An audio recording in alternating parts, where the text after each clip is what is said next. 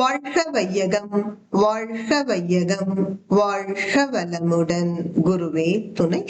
அனைவருக்கும் அன்பு வணக்கம்.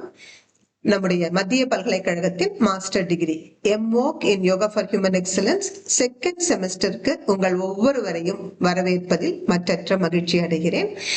இந்த செமஸ்டரும் நம்ம முதல் செமஸ்டர் போல 3 தியரி பேப்பர் 3 பிராக்டிக்கல் பேப்பர் தான் இருக்கு. அதுல ஒரு பேப்பர் வந்து சப்ளிமேஷன் என்று சொல்லப்படுகிற குணநல பேரு. இந்த பாடத்தில் மிக முக்கியமான ஒரு தலைப்பு நம்ம இன்னைக்கு சிந்தனைக்கு எடுத்துக்கிறோம். வாழ்த்தும் பயனும் என்பது. இந்த முதல் செமஸ்டர்லயே உங்களுக்கு இந்த வாழ்க வளமுடன்கிற வாழ்த்து நன்கு அறிமுகமாகி இருக்கும். வாழ்க வளமுடன் என்று வாழ்த்த உங்கள் மனசுல ஒரு அமைதி வருவதை நீங்க உணர்ந்திருப்பீங்க. ஆனாலும் அதனுடைய ஆழமான விஞ்ஞான கருத்துக்களை நாம் இதுல பாடமாக படிக்க இருக்கிறோம். எப்படி வாழ்த்து அதிக நன்மைகளை செய்கிறது, அதனுடைய அந்த தத்துவம் அலை இயக்கத்தை சார்ந்துதான் வாழ்த்து வந்து வேலை செய்கிறது. அதனுடைய மேன்மை, நாம எப்படி வாழ்த்தணும், பிறரை எப்படி வாழ்த்தணும், நம்மை நாமே எப்படி வாழ்த்திக் கொள்ளணும், உலகத்தை எப்படி வாழ்த்துவது, இதெல்லாம் தான் நம்ம இன்னைக்கு பார்க்க போகிறோம். முதல்ல இந்த வாழ்த்துங்கிறது காலம் காலமாக மனித இனத்தில் இருந்து வருகிற ஒரு பண்பாடுதான். உதாரணமா ஒரு குட் மார்னிங் சொல்றோம், அதுவும் ஒரு வாழ்த்து தானே. ஹாவ் அ கிரேட் டேன்னு சொல்லுவோம். அல்லது குழந்தைகள் ஒரு தேர்வு எழுத போனா ஆல் தி பெஸ்ட் சொல்றோம். ஒரு பயணம் மேற்கொண்டால் ஹாவ் அ சேஃப் ஜர்னி. இது எல்லாமே வாழ்த்தில் தான் அடங்குகிறது. ஆனா வாழ்க வளமுடன் என்பது எப்படி ஸ்பெஷல் இந்த சாதாரண வாழ்த்தில் இருந்துன்னு பாத்தீங்கன்னா, அந்த வார்த்தைகள் தான் வாழ்க வளமுடன். வளம்னா என்ன? எல்லாவித நல்ல பேறுகளையும் பெற்று நீங்கள் சிறப்பாக வாழ வேண்டும் என்ற ஒரு உயர்ந்த நோக்கத்தோடு கொடுப்பதுதான் இந்த வாழ்க வளமுடன்கிற வாழ்த்து. அருட்தந்தை அவர்கள் நமக்கு 2 வார்த்தை கற்றுக் கொடுத்திருக்காங்க. ஒன்று வாழ்க வளமுடன், இன்னொன்று வாழ்க வையகம். வாழ்க வளமுடன் என்பது ஒரு தனி நபரை வாழ்த்துவதற்கு பயன்படுத்துகிறோம். அதே சமயத்தில் இந்த உலகம் முழுவதும் அமைதியாக இருக்க வேண்டும் என்னும் ஒரு உன்னத நோக்கத்தோடு கொடுக்கப்படுகிற வாழ்த்து வாழ்க வையகம் என்பது. நாம் ஒவ்வொரு முறை வாழ்க வளமுடன் என்று சொல்லும் பொழுது அது வாழ்க்கை துணைவருக்கு சொல்லலாம், குழந்தைகளுக்கு, நம் உடன் பிறந்தவர்களுக்கு, அல்லது நமக்கு நெருங்கிய நண்பர்கள், உறவினர்கள், யாருக்கு நம்ம சொன்னாலும் அவர்கள் வாழ்க்கையில் எல்லா நன்மைகளையும் பெற்று சிறப்பாக வாழ வேண்டும் என்ற ஒரு விரிந்த ஆழ்ந்த கருத்தினை உடையதுதான் இந்த வாழ்க வளமுடன் என்ற மந்திரம். அதனால்தான் நாம இதை மகா மந்திரம் என்று சொல்கிறோம். அனைத்து வாழ்த்தையும் விட இந்த வாழ்க வளமுடன் மிக உயர்ந்த நன்மைகளை செய்ய வல்லது. வாழ்க வையகம் என்று நீங்க உலகம் முழுவதையும் நினைந்து வாழ்த்தும் பொழுது உங்கள் மனம் விரிவடைகிறது. இந்த பிரபஞ்சத்தில் உள்ள அனைத்து பொருட்களோடும், இன்னும் சொல்ல போனா நாம இந்தியாவில் தமிழகத்தில் ஒரு பகுதியில வசிக்கிறோம், ஆனால் உலகம் முழுவதும் உள்ள மக்களோடு நமக்கு ஒரு தொடர்பு ஏற்படுகிறது. இதுல என்ன ஒரு வியப்பு என்றால், நாளைக்கு நாமே வெளிநாடு செல்ல ஒரு வாய்ப்பு கிடைக்கலாம், அல்லது நம்ம குழந்தைகள் போற பொழுது அவர்களுக்கு அந்த தேசம் புதியதாகவே இருக்காது. நம்ம அந்த வாழ்க வையகம்ங்கிற வாழ்த்து கொடுத்த ஒரு காரணத்தால் நம்ம குழந்தைகளுக்கு அங்க வந்து நம் தேசத்தில் கிடைப்பது போலவே நிறைய உதவிகள் கிடைக்கும். ஆக இந்த அற்புதமான வாழ்க வையகம் என்கின்ற வாழ்த்து எந்த இடத்திலும் உள்ள மக்களோடு நாம் ஒத்தும் உதவியும் வாழ உதவுகின்றது. இப்போ இதுல என்ன அப்படி ஒரு ரகசியம் இருக்கு? ஏன் இந்த வாழ்க வளமுடன் என்பதை மகா மந்திரம் என்று சொல்கிறோம்னா, தமிழுக்கே உரிய அந்த சிறப்பு ழகரம் ழா, தமிழ் அமிழ்தம்னு சொல்றோம் இல்லைங்களா? அந்த ழா வாழ்க, அது உச்சரிக்கும் பொழுதே பாருங்க, பேலட் என்று சொல்வோம். அந்த மேல் அன்னத்தை தொடும். நாவை மடக்கி அந்த மேல் அன்னத்தை தொடும் பொழுது நம் உடலில் உள்ள பிட்யூட்டரி மற்றும் பீனியல் கிளாண்ட் தூண்டப்படுகிறது. சித்தர்கள் இதை ரொம்ப அழகா பாடுவாங்க. நாவை மடக்கியே மேல் வாசல் நளின மது அருந்த அருள்வாயேங்கிறாங்க. எப்பெல்லாம் நாவை மடக்கி நம்ம மேல வைக்கிறோமோ அது ஒரு லம்பிகா யோகம் என்றே ஒரு யோக பயிற்சியில குறிப்பிடுறாங்க. அந்த லம்பிகா யோகம் செய்து சித்தர்கள் பல ஆண்டு காலம் உணவோ நீரோ இன்றி உயிர் வாழ்ந்திருக்கிறார்கள். வரலாறு அது. அது போல நம்ம ஒவ்வொரு முறை வாழ்க வளமுடன் சொல்கிற பொழுதும் நம்முடைய நாவை மடித்து சொல்வதால் நம் உடலில் உள்ள பிட்யூட்டரி மற்றும் பினியல் சுரப்பிகள் இயங்குகின்றது. அதுல என்ன நன்மை? நம்ம ஏற்கனவே முதல் செமஸ்டர்ல படிச்சிருப்போம். இந்த பிட்யூட்டரி கிளாண்ட் வந்து நம்முடைய உடலில் உள்ள அனைத்து எண்டோக்ரைன் கிளாண்ட்ஸ், நாளமில்லா சுரப்பிகளின் தலைமை சுரப்பி. ஆங்கிலத்தில் சொல்வதானால் pituitary gland is the master gland for all our physiological functions. உடல் இயக்கத்திற்கான தலைமை சுரப்பி பிட்யூட்டரி. பினியலோட ரோல் என்ன? அது மன இயக்கத்திற்கான தலைமை சுரப்பி. வாழ்க வளமுடன் உச்சரிக்கிற ஒவ்வொரு முறையும் நம்முடைய பிட்யூட்டரி மற்றும் பினியல் கிளாண்ட் தூண்டப்படுவதால் நம்முடைய உடல் மனம் இரண்டும் ஆரோக்கியமாக இருக்கும். அப்ப பாருங்க, இதை ஏன் மகா மந்திரம்னு சொல்லக்கூடாது? வாழ்க வளமுடன் இந்த உச்சரிக்கிற காரணத்தினாலேயே நீங்க ஒரு எக்ஸ்பெரிமெண்டா எடுத்து ட்ரை பண்ணி பாருங்க. ஒரு சில மாதங்கள் அதிகம் அடிக்கடி வாழ்க வளமுடன் என்று உச்சரிக்க உங்கள் உடலும் மனமும் ஆரோக்கியமாக இருப்பதை அனுபவத்தில் உணர முடியும். இந்த பினியல் சுரப்பியை நம் பெரியவர்கள் மனோன்மணி என்று சொன்னார்கள். அது மூன்று வார்த்தைகள் இருக்கு. மனம் கூட்டல் உள் கூட்டல் மணி. மனதிற்கு உட்பொருளாக உள்ள ஒரு மணினா ரத்தினம், ஜுவல் என்று பொருள். அப்படி பினியல் கிளாண்ட் உட்புறமா அமைந்திருக்கு. பாத்தீங்கன்னா இந்த லொகேஷன் உங்களுக்கு தெரியும். மூளையில் நம்முடைய பினியல் கிளாண்ட் இருக்கிற இடத்தை தான் இந்த படத்துல காட்டி இருக்கிறோம். அதனாலதான் பெரியவர்கள் இது உள்ள பாதுகாப்பா இருக்கிற ஒரு ரத்தினம், ஜுவல் என்று சொன்னார்கள். இந்த வாழ்க வளமுடன் என்று உச்சரிக்கும் பொழுது எப்படி உடலும் மனமும் ஆரோக்கியமாக இருக்கிறது? What is the science behind என்று பார்த்தால் அலை இயக்க தத்துவம் தான். நம்ம ஏற்கனவே இதையும் முதல் செமஸ்டர்ல படிச்சிருக்கோம். சாதாரணமாக நம்முடைய மனம் பீட்டா அலையில் இயங்குகின்றது. பீட்டா அலை என்றால் மென்டல் ஃப்ரீக்வன்சி எதுல இருக்குங்க? ஒரு செகண்டுக்கு 14 to 40 சுழல், 14 to 40 cycles per second mental frequency இருந்தால் அது பீட்டா வேவ்னு சொல்லுவோம். ஆகினை தீட்சை கொடுக்கிற பொழுதே நமக்கு என்ன சொன்னாங்க? பீட்டால இருந்து mind comes down to alpha frequency. அந்த அல்பாங்கிறது ஒரு அமைதியான அலை இயக்கம், ரிலாக்ஸ்டு ஃபீலிங், ஒரு காம்னஸ். அதனுடைய அலைச்சுழல் பாத்தீங்கன்னா ஒரு வினாடிக்கு 13 to 8 வரை குறையுது. பாருங்க, 14 to 40 வரை இருந்தது எங்க? ஆகினைங்கிற அந்த ஒரு முதல் தவத்திலேயே நாம் எந்த அளவுக்கு கீழே இறங்கிடுறோம். அதன் பிறகு இன்னும் நீங்கள் ஆழமாக தவம் செய்ய செய்ய பேரியக்க மண்டலம், சுத்தவெளி இங்கெல்லாம் போற பொழுது உங்களுடைய மனம் தீட்டா டெல்டா என்று மோர் சட்லர் ஃப்ரீக்வன்சிஸ்க்கு வருது. இதுல தீட்டாங்கிறது பாத்தீங்கன்னா விஞ்ஞானிகள் கண்டுபிடித்து சொல்கிற உண்மை. ஒரு வினாடிக்கு 7 to 4 அலைச்சுழல். அதே போல டெல்டா தான் சட்லஸ்ட் ஃப்ரீக்வன்சின்னு சொல்றோம்.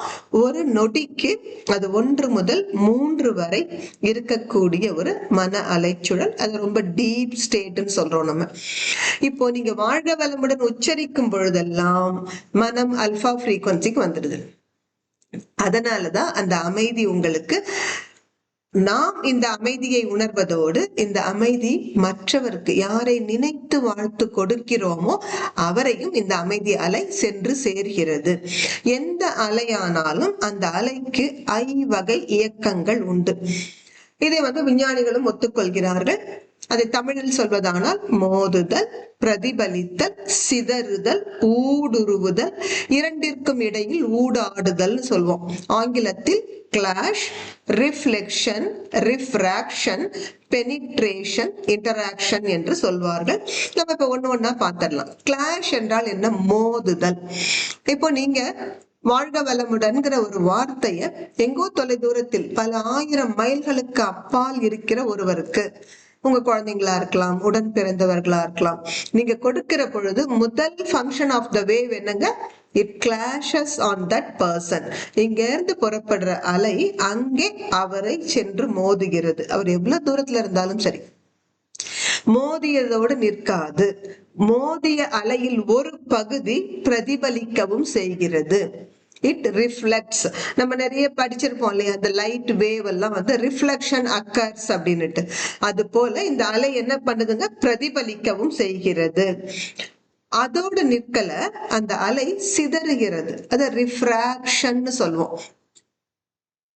இதுல நல்ல ஒரு உதாரணம் என்னன்னா, நீங்க வந்து உங்க குழந்தைன்னு வச்சுக்கோங்க. இப்போ உங்க குழந்தை வெளிநாட்டுல இருக்காங்க, அவங்களுக்கு ஒரு வாழ்க வளமுடன் வாழ்த்து கொடுத்தீங்க. அந்த அலை முதல்ல அவரை சென்று மோதுகிறது. அதில் ஒரு பகுதி பிரதிபலிக்கவும் செய்யும், இன்னும் ஒரு பகுதி சிதறுது. இட் ரிஃப்ராக்ட்ஸ். சிதறும் பொழுது என்ன நடக்கிறது, அவரை சுற்றி உள்ளவர்களுக்கெல்லாம் அந்த அமைதி அலை சென்று சேர்கிறது. அப்போ நிறைய சமயத்துல உங்க குழந்தையோட ஃப்ரெண்ட்ஸே சொல்லுவாங்க, என்னமோ கொஞ்சம் மைண்ட் அப்செட்டா இருந்தா போய் கொஞ்ச நேரம் இவனோட இருந்தா அமைதியா இருக்கு. என்ன காரணம்னே அவங்களுக்கு தெரியாது. உண்மையான காரணம் என்ன, இங்கிருந்து நீங்க கொடுக்கிற வாழ்த்து உங்க குழந்தைய மோதி அது சிதறும் பொழுது அவரை சுற்றி இருக்கிற அத்தனை பேருக்கும் நன்மையை செய்கிறது. அதோட நிற்குதா, அந்த வாழ்த்து அலை ஊடுருவியும் செல்கிறது. இந்த ஊடுருவுதலுக்கு நமக்கு இன்னைக்கு நிறைய உதாரணங்கள் உண்டு. நம்ம பெரிய பெரிய ஹோட்டல்ஸ் போனா பாத்துருக்கோம்ல, நம்ம கிட்ட போனதும் அந்த கதவு திறக்குது. என்ன காரணம், கார் கூட நம்ம இங்க இருந்து ரிமோட்ல ஆப்ரேட் பண்றோம்னா அந்த வேவ்ஸ் ஊடுருவி செல்கிறதால், ஃபார் எக்ஸாம்பிள் எக்ஸ்ரே எடுக்க ஒரு ஹாஸ்பிட்டல் போறீங்க, அப்போ நம்முடைய ஆடையை ஊடுருவி தானே அந்த எக்ஸ்ரே கதிர்கள் செல்கின்றன. அதே போல நிறைய வந்து விஞ்ஞானிகள் கண்டுபிடிச்சிருக்காங்க, பில்டிங்ஸை ஊடுருவி போவது, மனிதர்களை ஊடுருவி போவது. இதுலயும் அந்த அலைச்சுழலுக்கு ஏற்ப, உதாரணமாக இந்த இன்ஃப்ராரெட் ரேஸ் எல்லாம் நம்மளால உணர்ந்து கொள்ள முடியாது, ஆனால் தேனீக்களால் உணர முடிகிறது. இப்படி அதே விஞ்ஞானம் பிரிக்கிறது. ஆனால் இந்த ஊடுருவி செல்வதை விஞ்ஞான அடிப்படையிலேயே நாம் புரிந்து கொள்ள முடியும். அடுத்தது மிக முக்கியமான ஒன்று, இந்த அலை இருவருக்கும் நடுவே அத பல முறை போய் வந்து அந்த ஊடாடுதல்னு சொல்றோம் பாத்தீங்களா, it just interacts between the two persons. நம்ம ஒரு முறை வாழ்த்து கொடுத்தோம், ஆனால் நாம நம்ம வேலையை கவனிக்க போயிட்டோம், இந்த அலை இருவருக்கும் நடுவிலே தொடர்ந்து ஓடிக்கொண்டே இருக்கும். அதனாலதான் ஒருவருக்கு வேண்டியதை செய்யணுங்கிற எண்ணமும் பல நன்மைகளை நாம் செய்வதும் சாத்தியம் ஆகிறது. உதாரணமா நீங்க கணவன் மனைவி உறவுல கூட பார்த்திருக்கலாம். கணவர் சொல்லுவார், என்னம்மா நான் இன்னைக்குதான் நினைச்சேன் வாழைப்பூ சாப்பிட்டு ரொம்ப நாள் ஆச்சுன்னு, நீயும் சரியா அதையே செஞ்சு வச்சிருக்கியே என்று சொல்கிறார். என்றால் என்ன காரணம், இந்த அலை இயக்கம் தான், இருவருக்கு நடுவே அது ஊடாடிக்கொண்டே இருப்பதால் ஒருவர் நினைப்பதை மற்றவர் செய்வது என்கிற அளவிற்கு இதை வாழ்க்கையில நம்ம அனுபவமா உணரலாம். நம்ம இங்க ரேஸ்லயும் பாக்குறோம், இந்த சூரியன்ல இருந்து வர கதிர்கள் என்ன நடக்குது. உதாரணத்திற்கு இந்த மரங்கள் பச்சை நிறமா இருக்குன்னா என்ன அர்த்தம், பச்சை நிறத்தை அந்த மரங்களால வந்து இட் ஜஸ்ட் காண்ட் அப்சர்வ், எதை தன்னால ஏத்துக்க முடியலையோ அதை வெளியில அனுப்புது. அதுதான் நமக்கு பச்சை நிறமாக காட்சி அளிக்கிறது. உதாரணத்திற்கு அந்த மரம் பச்சை நிறத்தையும் உள்வாங்க முடிந்திருந்தால் நமக்கு அந்த பச்சை நிறம் தெரியவே தெரியாது. எதை அதனால உள் வாங்க முடியலையோ அதுதான் வெளிப்படுகிறது. அதே போல பனித்துளிகள் அது என்ன பண்ணுதுங்க, கொஞ்சம் சூரியன்ல இருந்து வர வெப்பத்தை உள் வாங்குது, அந்த வெப்பத்தினால் தான் உருகுது, பெரும் பகுதியை அது வெளியிடுகிறது, உள் வாங்கல. அதனாலதான் அது பிரைட்டா வெள்ளை வெளியேர்னு பனித்துளின்னு சொல்றோம் இல்ல, காரணம் அது வெளியிடுவதால் தான். இதுவும் இந்த ஊடாடுவதற்கான ஒரு உதாரணம். எனவே எந்த ஒரு நபருக்கு நீங்கள் வாழ்த்து கொடுக்கும் பொழுதும் நினைவில் நிறுத்துங்கள், இந்த 5 வகை இயக்கங்கள் நடந்து கொண்டே இருக்கிறது. அந்த நபரை சென்று மோதுகிறது, ஒரு பகுதி பிரதிபலிக்கிறது, மற்றும் ஒரு பகுதி சிதறுகிறது, இன்னொரு பகுதி ஊடுருவி செல்கிறது, மற்றும் ஒரு பகுதி இருவருக்கிடையே தொடர்ந்து தொடர்ந்து தொடர்ந்து போய்கொண்டும் வந்து கொண்டும் இருக்கிறது. இதனால எவ்வளவு நன்மைகள்னா, வாழ்த்து சொல்கிற நம்ம மனமும் அமைதியா இருக்கு, யாரை நினைத்து வாழ்த்தினோமோ அவருக்கும் ஒரு அமைதியை தருகிறது. அது மட்டுமன்று, இங்க இருந்து நம்ம ஏற்கனவே சொன்ன மாதிரி பல 1000 மைல் தூரத்துல இருக்கிறவருக்கு எப்படி அந்த வாழ்த்து அலை செல்கிறது, இந்த பிரபஞ்சத்தில் உள்ள வான்காந்த களத்தை ஊடுருவித்தானே செல்கிறது. அப்ப அது போற வழியிலெல்லாம் நன்மையை செய்து கொண்டே இருக்கிறது. அப்போ ஒரே ஒரு உச்சரிப்பு வாழ்க வளமுடன் என்று சொல்வதால் நாம் பிரபஞ்சத்தினுடைய காந்த கலத்தையே தூய்மைப்படுத்துகிறோம். அதனால்தான் அது மகா மந்திரம். அது மட்டுமல்ல, அடிக்கடி வாழ்த்தி பழகியவர்களுக்கு உணர்ச்சி வயப்பட்ட மனநிலையான சினம் வரவே வராது. சினம் இல்லை என்றால் நாம் யார் மீது வெறுப்பை வளர்த்து கொள்ள போகிறோம், அல்லது எனக்கு இவர் வேண்டாதவர் என்றோ பகைவர் என்றோ சொல்ல போகிறோம். அதனால் இந்த வாழ்த்து தொடர்ந்து நீங்கள் கொடுத்து கொண்டே இருக்க இருக்க எப்படிப்பட்ட மனிதரையும் உங்களுக்கு நண்பராக மாற்றிவிட முடியும். அவருடைய செயல்களையும் திருத்திவிட முடியும். அவர்கள் எண்ணங்களை ஒழுங்குபடுத்த முடியும். உதாரணத்துக்கு, உங்க குழந்தை கலெக்டர் ஆகணும்னு நினைக்கிறீங்க, ஆனா அந்த குழந்தைக்கு அந்த படிப்புல விருப்பம் இல்லை. நீங்கள் விடாமல் வாழ்த்திக்கிட்டே இருக்கீங்க, என் குழந்தை நல்ல கலெக்டரா வரணும், என்னுடைய தேசத்துக்கு நல்லது செய்யணும், இந்த குழந்தை அறிவுல உயர்ந்து வந்து அந்த அறிவு பல மக்களை உயர்த்துறதுக்கு பயன்படணும். இப்படியெல்லாம் நீங்கள் தொடர்ந்து வாழ்த்து கொடுத்துக்கிட்டே வர வர ஏதோ ஒண்ணு நடக்கும். அந்த குழந்தையோட பள்ளிக்கூடத்துக்கு ஒரு நாள் வந்து கலெக்டர் வருவாங்க. இந்த குழந்தை இந்த கலெக்டர் பார்த்ததும் கண்கள் விரியும். எல்லாரும் எவ்வளவு மதிப்பு கொடுக்குறாங்க, ஓ கலெக்டர் வந்தாங்கன்னா அவங்க ஒரே கம்பீரமா வந்தாங்க. இதெல்லாம் குழந்தை மனசுல பதிந்து தன்னையும் அறியாமல் அது என்ன நினைக்கும், நானும் ஒரு கலெக்டரா ஆகணும். இப்படி உங்களுடைய எண்ணம் ஊடுருவி அவர்கள் எண்ணமாக மாறி உயர்ந்த நிலைக்கு கொண்டு வரும். எனவே எவர் ஒருவரையும் நல்லவராக மாற்ற முடியும். அதை விட இந்த வாழ்க வளமுடன் என்றது சொல்லி சொல்லி உங்களுக்கு பழக்கமாகிவிட்டால் நீங்கள் யாரை நினைத்தாலும் அது ஒரு வாழ்த்தாகவே முடியும். எவ்வளவு ஒரு உயர்ந்த ஒரு முறை பாருங்க. நம்முடைய மனமும் உயர்ந்து கொண்டே வரும் நமக்கே தெரியாமல். சரி, இப்ப நம்ம எப்ப வாழ்த்த போகிறோம்? அருட்தந்தை நமக்கு எப்ப வாழ்த்து சொல்லி கொடுக்குறாங்கன்னு பாத்தீங்கன்னா, ஒரு நல்ல தவம் செய்து தவத்தின் நிறைவில் வரிசையா நம்ம ஒவ்வொருவரா வாழ்த்தி கொண்டே வருகிறோம். என்ன காரணம்? ஏன் தவத்தின் முடிவில் வாழ்த்தணும் என்று பார்த்தால், நமக்கு தெரியும் தவத்தின் போது மனம் அமைதி அலைக்கு அல்பா ஃப்ரீக்வன்சிக்கு வருகிறது. அந்த ஒரு நுண்மையான நிலையில் இருந்து கொடுக்கிற வாழ்த்திற்கு பலன் அதிகம். என்ன ஒரு உதாரணம்னாக்கா, இந்த படத்துல நீங்க இப்ப பாக்குறீங்க, அவர் என்ன செய்கிறார், அம்பு விடுறார். அப்படி அந்த அம்பு விடும் பொழுது அவரால் முடிஞ்ச அளவுக்கு அந்த நாணை இழுக்கிறார். எவ்வளவுக்கு நாணை பின்னாடி இழுக்கிறாரோ அந்த அளவுக்கு அம்பு வேகமா போகும்னு நமக்கு தெரியும். அதே போலதான் எவ்வளவுக்கு நீங்க அமைதி அலையில இருந்து வாழ்த்து கொடுக்குறீங்களோ அந்த அளவுக்கு பலன் அதிகம். எதனால நம்ம அருட்தந்தை போன்ற மகான்களை நாடி அவங்க வாழ்த்து வாங்கணும்னு நினைக்கிறோம்? அவர்கள் எல்லாம் மனதை எப்பொழுதும் அந்த அமைதி அலையில், இன்னும் தீட்டா டெல்டால இருக்கிறவங்க, அந்த இடத்துல இருந்து கொடுக்கிற வாழ்த்துக்கு பலன் அதிகம். ஒரு சினிமா டயலாக் இருக்குல்ல, நான் ஒரு முறை சொன்னா 100 முறை சொன்ன மாதிரி தவத்தின் நிறைவில் கொடுக்கிற வாழ்த்துக்கு 100 முறை வாழ்த்துகிற பலன் கிடைக்கும்.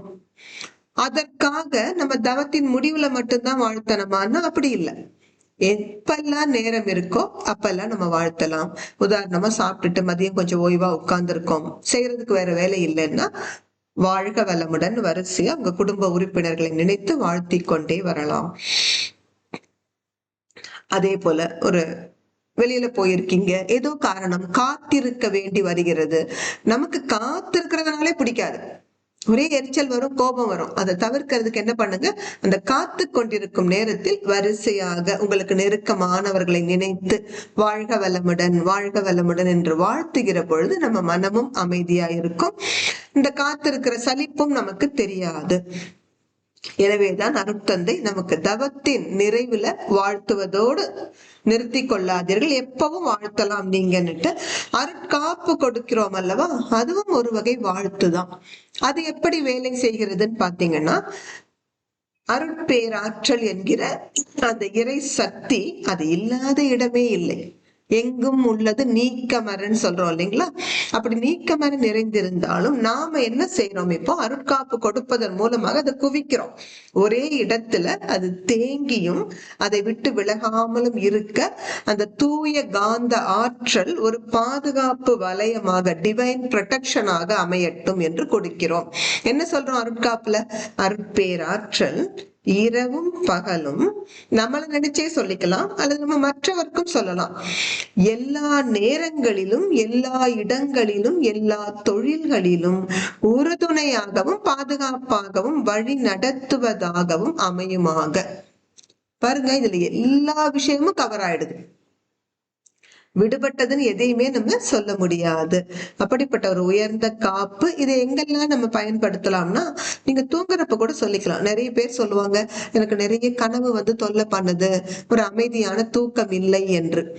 ஆனா நீங்க தூங்குறதுக்கு முன்பு அருட்காப்பு போட்டுக்கிட்டு, உங்களை சுற்றி மட்டும் இல்ல, நீங்க தூங்குற உங்களுடைய இல்லத்தை சுற்றி கூட நீங்க அருட்காப்பு போடலாம். பாதுகாப்பு வலயமாக இருக்கும். நல்ல ஒரு அமைதியான ஆழ்ந்த தூக்கம் வரும். அதே போல ஒரு வாகனத்துல போறீங்கன்னா பிரயாணம் பாதுகாப்பாக இருக்க அந்த வாகனத்தை சுற்றியும் நீங்க ஒரு அருட்காப்பு போட்டுக்கொள்ளலாம். அதே போல ஒரு செயல் செய்ய போறீங்க, அந்த செயல் வெற்றியாக நிறைவேறணுங்கிறதுக்காக அந்த செயலை தொடங்குற பொழுதே நீங்க ஒரு அருட்காப்பு சொல்லி அந்த செயலை செய்கிற பொழுது குறைந்த காலத்தில் வெற்றிகரமாக அந்த செயலை செய்ய முடியும். இதுல இன்னொன்னு என்னன்னா, சில சமயத்துல நம்மளோட பெரியவங்களுக்கு அருட்காப்பு கொடுக்கணும்னு வைங்க, அப்போ நம்ம போய் அவங்க கிட்ட நின்னு வாய் விட்டு சொல்லணும்னு அவசியம் இல்லை. ஏன்னா சில பெரியவர்கள் சங்கடப்படலாம், இது என்னடா இந்த சின்ன குழந்தை நமக்கு அருட்காப்பு கொடுக்குதேன்னுட்டு. அப்ப பெரியவர்கள், ஆனா அதுக்காக கொடுக்காம இருந்துடாதீங்க. உங்க வீட்லயே தாத்தா பாட்டி இருக்கலாம், வயசானவங்க, அல்லது அம்மா அப்பாவுக்கே கூட நீங்க அருட்காப்பு கொடுக்கணுங்கிற பொழுது மௌனமாக உங்கள் மனதுக்குள் சொல்லுங்க. நல்ல உங்க அம்மாவை சுத்தி ஒரு அருட்காப்பு கொடுத்து அவங்க எப்பவும் பாதுகாப்பா இருக்கணும். அல்லது அப்பாவை சுத்தி தாத்தா பாட்டி வயசுல பெரியவங்க யாருக்கும் கொடுக்கலாம். உங்க வேலை பார்க்கிற இடத்துல மேலதிகாரிகளுக்கு கூட நீங்க மௌனமாக அருட்காப்பு சொல்லலாம். குழந்தைகளாக இருந்தா நல்ல வாய் விட்டு சொல்லுங்க. குழந்தைகளுக்கும் சொல்லி கொடுங்க. அருட்காப்பு சொல்ற பழக்கத்தை நம்ம சின்ன வயசுல இருந்தே நம்ம பழக்கி கொடுக்கலாம். மிக முக்கியமாக அருட்தந்தை ஒரு எச்சரிக்கை போல சொல்லுவது, இந்த அருட்காப்புங்கிறது ஒரு புகழுக்காக, பணத்திற்காக நீங்க ஒரு பிசினஸ் மாதிரி செஞ்சிடாதீங்க. உள் அன்போடு எந்த எதிர்பார்ப்பும் இல்லாமல் எவருக்கும் உங்களுக்கு சம்பந்தமே இல்லாதவர்களுக்கு கூட நீங்க அருட்காப்பு கொடுக்கலாம், அவங்க உயர்ந்து வரணுங்கிற ஒரு புனிதமான நோக்கத்தோடு. அதே போல சங்கற்பம். இந்த சங்கல்பத்துல என்ன வார்த்தைகள் பயன்படுத்துகிறோம்? அருட்பேராற்றல் கருணையினால் உடல் நலம், நீலாயுள், நிறை செல்வம், உயர் புகழ், மெய்ஞானம் ஓங்கி வாழ்வேன். ஒன்னொண்ணுமே ஒரு ஆழமான அர்த்தம் உடையது. பாருங்க, என்னதான் நம்ம மெய்ஞானம் தான் நோக்கம், நமக்கு இறை உணர்வு பெறணும், அதுக்குத்தான் ஆன்மீக பாதைக்கு வந்தோம். ஆனாலும் அருட்தந்தை என்ன வரிசைப்படுத்துகிறார் பாருங்க. முதல்ல உடல் ஆரோக்கியமா இருக்கணும், அதன் பிறகு நீண்ட ஆயுள் இருக்கணும், செல்வம் வேணும். இப்படி ஒவ்வொரு வரிசையை கூட நம்ம மாத்த முடியாது. இந்த சங்கல்பம் என்றால் என்ன பொருள்? தன் வாழ்த்து, தனக்குத்தானே வாழ்த்தி கொள்கிறோம். அதற்காக நமக்கு மட்டும்தான் சங்கல்பம் சொல்லணும் இல்லை, நீங்க உங்க குழந்தைகளுக்கும் சொல்லலாம். நல்ல உங்க குழந்தைய மனசுல நினைச்சு, அருட்பேராற்றல் கருணையினால் என் குழந்தை உடல் நலம், நீலாயுள், நிறை செல்வம், உயர் புகழ், மெய்ஞானம் ஓங்கி வாழ்க வளமுடன் என்று சொல்லிக் கொள்ளலாம். நமக்காக சொல்லிக் கொள்கிற பொழுது தன் வாழ்த்து என்ற ஒரு பெயர் பெறுகிறது. இந்த சங்கல்பத்தை நீங்க சொல்ல சொல்ல உங்க உடம்புல இருக்க ஜீவகாந்தத்தில் அது பதிவாகி பதிந்தது பிரதிபலிக்கும் அல்லவா? அப்படி பிரதிபலிக்க பிரதிபலிக்க அந்த நன்மையை சாதித்து விடுகிறது.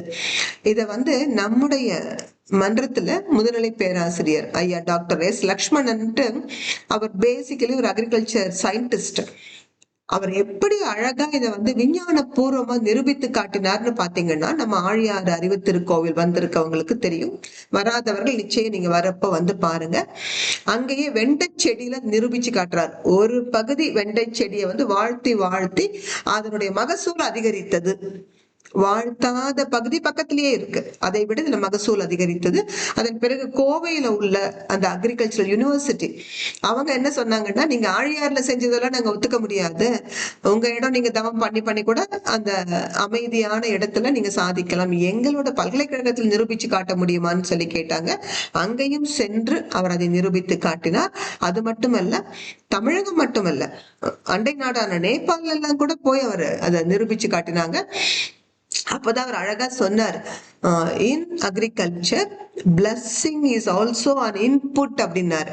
வேளாண்மையில் நீங்க எப்படி உரம் வைக்கிறீங்களோ, அதுக்கு தண்ணி ஊத்துறீங்களோ, அது போல இந்த வாழ்த்துதலும் ஒரு இடுபொருள். நீங்கள் வாழ்த்தும் பொழுது அந்த மகசூல் அதிகரிப்பதை தமிழகத்தின் பல பகுதிகளில் நிரூபித்து காட்டினார். இது ஒரு விஞ்ஞான பூர்வமாக நிரூபிக்கப்பட்ட உண்மை. பாருங்க, ஜெகதீஷ் சந்திர போஸ் 1906 தான் எனக்கு ஞாபகம் இருக்கு அந்த வருஷம். அப்ப உங்களுக்கு கண்டுபிடிக்கிறார் முதல் முறையாக தாவரங்களுக்கு இந்த உணர்வு இருக்கிறது. அவருடைய மிக புகழ்பெற்ற அந்த கண்டுபிடிப்பு, அதற்காக அவருக்கு நோபல் பரிசும் கிடைத்தது. அப்ப என்ன சொன்னாங்க, தாவரங்களால் தன்னுடைய சுற்றுச்சூழலை உள் வாங்க முடிகிறது. அதை எப்படி அவர் நிரூபிச்சு காட்டினார்? ஒரு சயின்டிஸ்ட் அவர் இன்னொரு ஃப்ரெண்டை பார்க்க போற பொழுது அந்த ஃப்ரெண்டு வளர்த்துற செடிகள்லாம் இந்த சயின்டிஸ்ட பார்த்தது அப்படியே எல்லாமே மூடுகிறது. எப்படி இந்த மாற்றம் என்றால், இந்த விஞ்ஞானி தன்னுடைய லெபார்டரியில நிறைய செடிகளை அறுத்து அறுத்து ஏதோ ஒரு ஆராய்ச்சி பண்றார். எங்கேயோ அவர் செய்தார். இப்போ இந்த தாவரங்கள் சென்ஸ் பண்ணுது. இதற்காகத்தான் அவருக்கு நோபல் பரிசு கிடைத்தது. அதை இன்னும் ஒரு படி மேல எடுத்துட்டு போய் நம்முடைய ஐயா முதுநிலை பேராசிரியர் டாக்டர் எஸ் லட்சுமணன் ஐயா நிரூபித்து காட்டினார்கள். விவசாயத்தில் நீங்கள் வாழ்த்துகிற பொழுது மகசூல் அதிகரிக்க முடிகிறது. அது மட்டும் இல்லை, இதுல ஒரு நமக்கு ஆச்சரியமான உண்மை. இதை திருவள்ளுவர் 2000 வருஷத்துக்கு முன்னாடி சொல்றார் பாருங்க. அவர் என்ன சொல்கிறார்?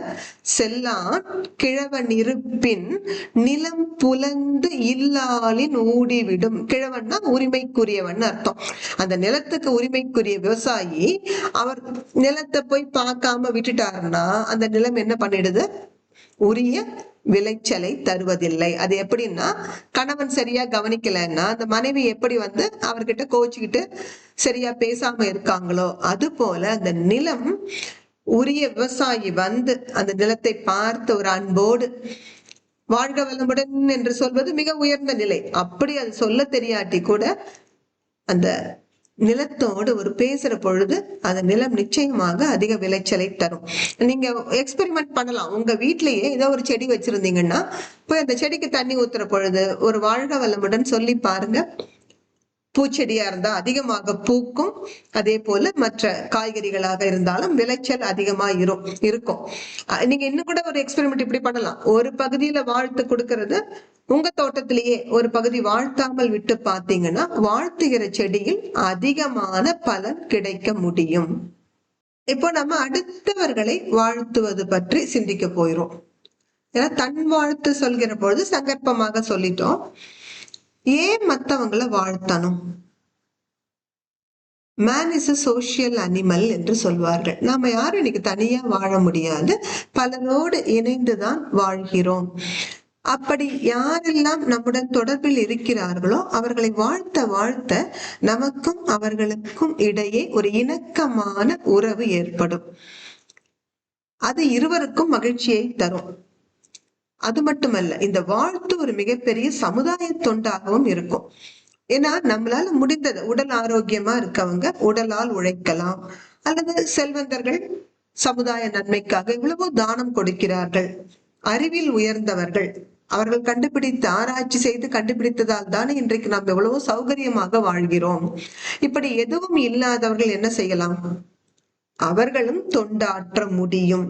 எப்படி? வாழ்த்துவதன் மூலமாக. அருட்தந்தை அவர்கள் நமக்கு அந்த வாழ்த்துகின்ற வரிசையை கூட சொல்லிக் கொடுக்கிறார். எப்படி வாழ்த்தணும்? முதல்ல வாழ்க்கை துணை, அடுத்தது குழந்தைகள், அதன் பிறகு சகோதர சகோதரிகள், நெருங்கிய உற்றார் உறவினர், நண்பர்கள், நாம் வேலை பார்க்கிற இடத்துல தொழில் துறையில நமக்கு உதவியாக இருப்பவர்கள், எதிரிகளை கூட வாழ்த்தச் சொல்கிறார். நிறைவாக உலகம் பிரபஞ்சம் என்று வாழ்த்துகிறோம். ஏன் இவர்களை வாழ்த்த வேண்டும், ஏன் இந்த வரிசையில் வாழ்த்தணும்னு பார்த்திடலாம். அருட்தந்தை நினைவில் நிறுத்துவதற்காக இந்த கவிதையில சொல்லியிருக்கார் பாருங்க. வாழ்க வாழ்கவென் வாழ்க்கை துணைவர். முதல் வாழ்த்து வாழ்க்கை துணைவருக்கு. எப்போ? தன்னை வாழ்த்தி கொண்ட பிறகு. அடுத்தது வாழ்க வாழ்கவென் குழந்தைகள் எல்லாம், வாழ்க வாழ்க என்னுடன் பிறந்தோர்கள், வாழ்க வாழ்கவென் நண்பர்கள் அனைவரும், வாழ்க வாழ்கவென் தொழில்துறை அன்பர்கள், வாழ்க பகைவர்கள் வளமொடு திருந்தி, வாழ்க இவ்வுலகில் வாழ் மக்கள் எல்லாம், வாழ்க வாழ்க இவ்வையகம் வாழ்க, வாழ்க அறநெறி, வாழ்க மெய் ஞானம் என்று சொல்கிறார். இப்ப எப்படி நாம் வாழ்த்திய பிறகு, இந்த வரிசைப்படி வாழ்த்திய பிறகு உலகம் நலமாக இருக்க வேண்டும் என்ற ஒரு வாழ்த்து கொடுக்கிறோம். இந்த கவிதை தவத்தின் நிறைவில் நாம் ஒவ்வொரு நாளும் சொல்கிற கவிதை. உலகிலுள்ள பொறுப்புடைய தலைவர் எல்லாம் உயிர் அறிவை உள்ளுணர்வாய் பெறுதல் வேண்டும். உலகனைத்து நாடுகளின் எல்லை காக்க ஓர் உலக கூட்டாட்சி வலுவாய் வேண்டும். உலகில் போர் பகை அச்சமின்றி மக்கள் உழைத்துண்டு வளம் காத்து வாழ வேண்டும். உலகெங்கும் மனித குலம் அமைதி எனும் ஓர் வற்றாத நன்னிதி பெற்று உய்ய வேண்டும். ஏன் இப்படி உலகை நினைத்து வாழ்த்துகிறோம்? தலைவர்கள் மனதில் அமைதி இருக்குமானால் உலகில் எங்குமே போர் இருக்காது. இந்த பூமி பந்து இன்னும் நம்முடைய வருங்கால குழந்தைகளுக்கு வளமாக பாதுகாக்கப்பட்டு பரிசாக தரப்படும். அதற்காக உலக நல வாழ்த்து. அதே போல மழை வாழ்த்து. இந்த மழை வாழ்த்து இயற்கையை வாழ்த்துவது என்கின்ற ஒரு பண்பாடாக காலம் காலமாக நம் தேசத்தில் இருந்து வருகிறது. உதாரணமாக சிலப்பதிகாரத்தில் கூட இளங்கோவடிகள் மாமழை போற்றுதும் மாமழை போற்றுதும் சொல்வார். எல்லாவற்றையும் ஞாயிறு போற்றுதும் ஞாயிறு போற்றுதும் என்று சூரியனை வாழ்த்துவார். திங்கள் போற்றுதும் திங்கள் போற்றுதும் என்று சந்திரனை வாழ்த்துவார். அதே போல மழையையும் வாழ்த்துகிறார். ஆண்டாள் நாச்சியார் கூட தன்னுடைய திருப்பாவையில் சொல்லுவாங்க, ஆழிமழை கண்ணா ஒன்று நீ கை கரவேல் ஆழியுள் புக்கு முகர்ந்து கொடார் தேரி ஊழி முதல்வன் உருவம் போல் மெய்கருத்து பாழியம் தோலுடை பற்பநாபன் கையில் ஆழி போல் மின்னி வலம்புரி போல் நின்று அதிர்ந்து தாழாதே சார்ங்க முதைத்த சரமழை போல் வாழ உலகினில் பெய்திடாய் நாங்களும் மார்கழி நீராடேலோர் எம்பாவா என்று. என்ன பொருள் அதற்கு? ஆழி என்றால் கடல். இந்த கடலில் உள்ள நீர் தான் வெப்பத்தால் ஆவியாகி மேகங்களாக மாறுகிறது. நீருண்ட மேகங்கள் எப்படி இருக்கும்? கருத்த நிறம் கொண்டு. அப்படி அங்கே போனது மேகங்கள் மழையாக பொழிவது. எப்படி பொழியணுமா?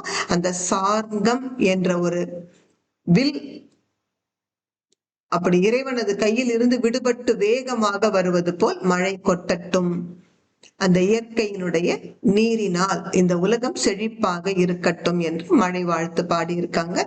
அருட்தந்தை அவர்கள் 1969 அல்லது 70 இந்த காலகட்டத்தில் அவர் ஊட்டியில இருந்த பொழுது அந்த ஊட்டி மக்கள் அருட்தந்தை கிட்ட வேண்டினார்கள், மழையே இல்லை சுவாமிஜி, ரொம்ப வறட்சியாக இருக்கிறதுன்னு. அப்பொழுதுதான் இந்த மழை வாழ்த்தை கொடுத்தார்கள். நாம் இன்றும் அதை சொல்லிக் கொண்டிருக்கிறோம் அல்லவா? ஏரி குளம் கிணறு ஆறு எல்லாம் நிரம்பி வழிய மாறி அளவாய் பொழிக மக்கள் வளமாய் வாழ்க. இதுதான் நாம் கொடுக்கிற மழை வாழ்த்து. அதன் பிறகு நிறைவா என்ன கொடுக்கிறோம் நம்ம? உலக நல வாழ்த்து. உலகம் முழுவதும் அமைதியாக செழிப்பாக இருக்கட்டும் என்றுதான் உலக நல வாழ்த்து கொடுக்கிறோம். அந்த கவிதை ஒரு அற்புதமான கவிதை. நீங்கள் பார்த்திருக்கலாம். இந்த கவிதையினால் கவரப்பட்டு இளையராஜா அவர்கள் இசை ஞானி தன் இசை அமைத்து வெள்ளை ரோஜா என்ற ஒரு திரைப்படத்துல வந்தது இந்த பாடல். நடிகர் திலகம் சிவாஜி கணேசன் நடித்திருப்பாங்க.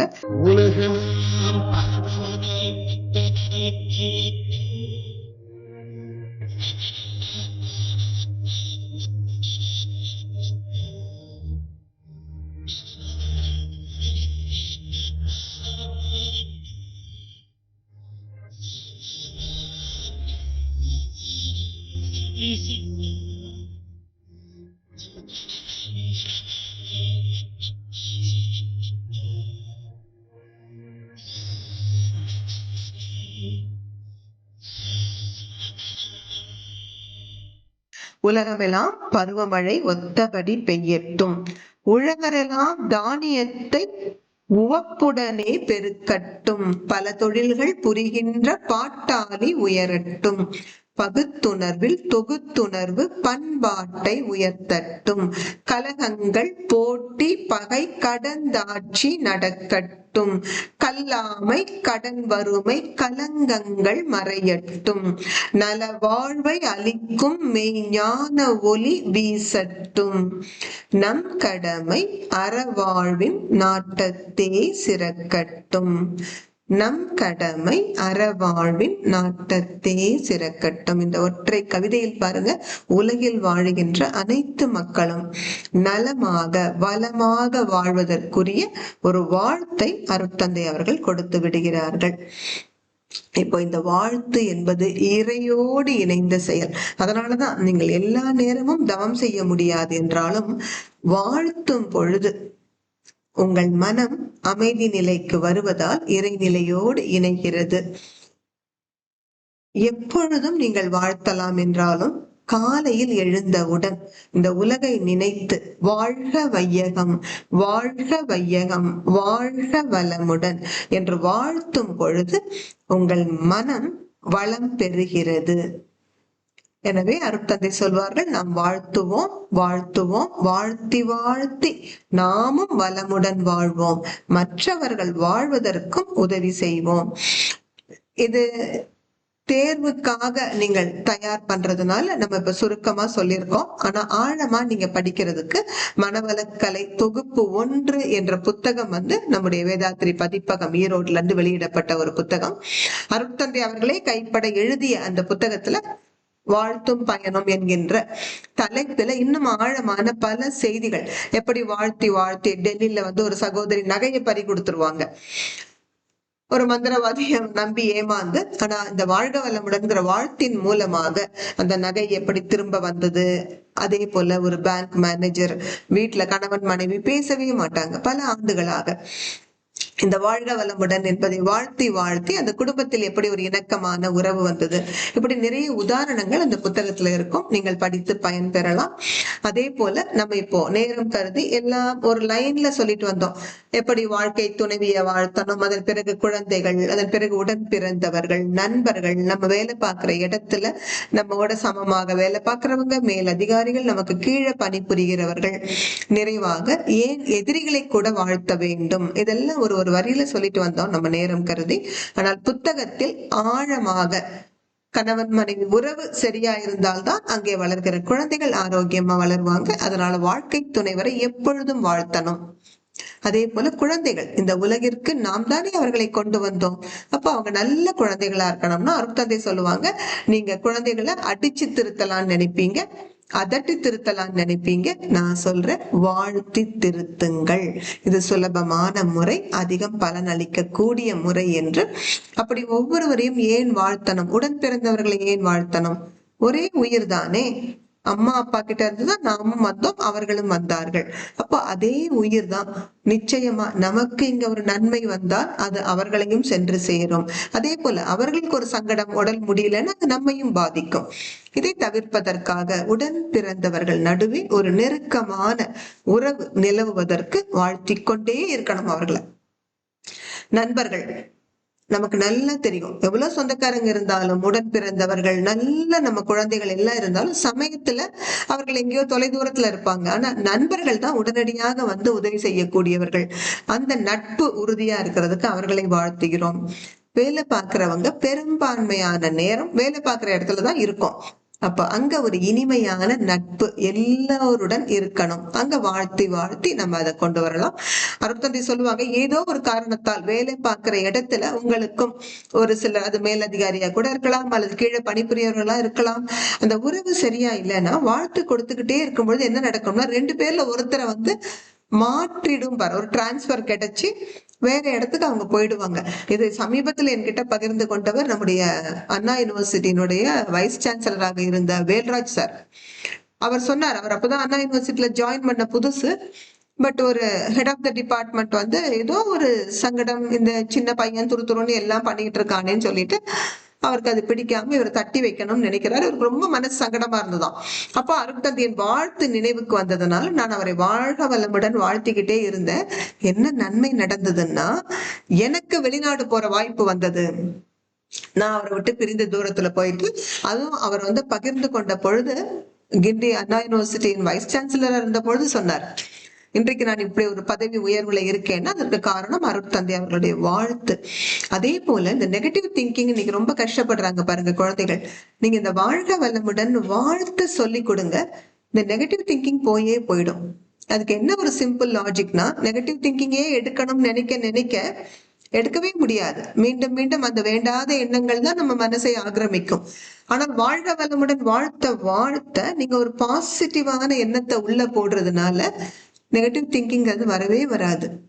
ஏன்னா idle mind is devil's work ஷாப்னு சொல்லுவோம் இல்லைங்களா? மனசு சும்மா இருந்தா தானே அது கண்டதையும் யோசிக்கும். அது எப்பொழுதும் வாழ்க வளமுடன் வாழ்த்து கொடுத்துக்கிட்டே இருந்ததுன்னா அங்க வேண்டாத எண்ணங்களுக்கு இடமே இல்லை. எனவே இந்த வாழ்த்தை எங்கும் எப்படியும் பயன்படுத்தலாம்.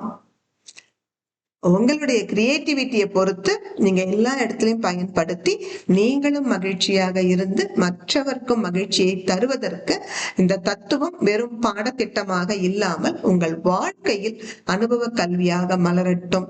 அதற்கு எல்லாம் வல்ல குருவருளும் திருவருளும் துணை புரியட்டும் என்ற பிரார்த்தனையோடு நிறைவு செய்கிறேன். நன்றி. வாழ்க வளமுடன்.